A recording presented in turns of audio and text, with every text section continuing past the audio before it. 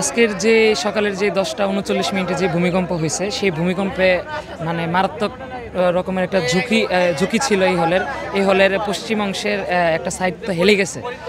তো ইতিমধ্যে বিশ্ববিদ্যালয় প্রশাসনের সাথে আমরা বসেছিলাম। বিশ্ববিদ্যালয় প্রশাসন আমাদের দাবিগুলো মেনে নিয়েছেন এবং নতুন যে হল হচ্ছেন সেই হলের যে রুমগুলো তৈরি হয়েছে প্রস্তুত হয়েছে সেই হলগুলোতে হচ্ছে যে আমাদেরকে সেখানে স্থানান্তর করার সিদ্ধান্ত নিয়েছে। সবচেয়ে ভালো লাগছে যে আমাদের এই হলটি অনেক দিন থেকে ঝুঁকিপূর্ণের মধ্যে ভিতরে ছিল। প্রশাসনকেও ধন্যবাদ জানাচ্ছি। প্রশাসন আজ জুমার নামাজের পর তারা মিটিংয়ের মাধ্যমে আমাদের হলটা চেঞ্জের বিষয়ে তারা অফিসিয়ালি সিদ্ধান্ত নিয়েছে।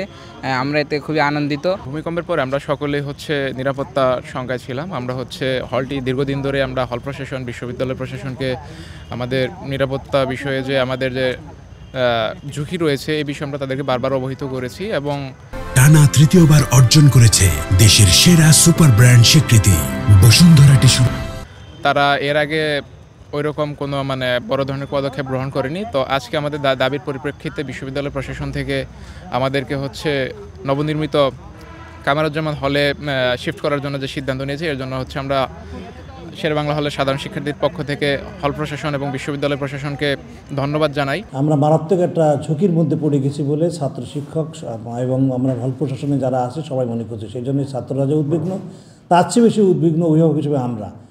এই বিষয়টা বিশ্ববিদ্যালয়ের শীর্ষ প্রশাসন অত্যন্ত গুরুত্বের সাথে বিবেচনা করেছেন। ছাত্রদের সাথে আলোচনা করে আমরা সরেজমিনে নির্মীয়মান কামরুজ্জামান হলটাকে ভিজিট করে সেখানে ট্রান্সফার করা যায় কিনা আমি বিবেচনা নিয়েছি এবং ছাত্ররা আগ্রহ দেখানোর কারণে যদিও সেখানে এখনও টয়লেট ফ্যাসিলিটি নাই, খাবার ব্যবস্থা নাই, বেডপত্র চেয়ার টেবিল পড়া পরিবেশ সৃষ্টি করা হয়নি, তারপরেও তারা যেতে চাচ্ছে।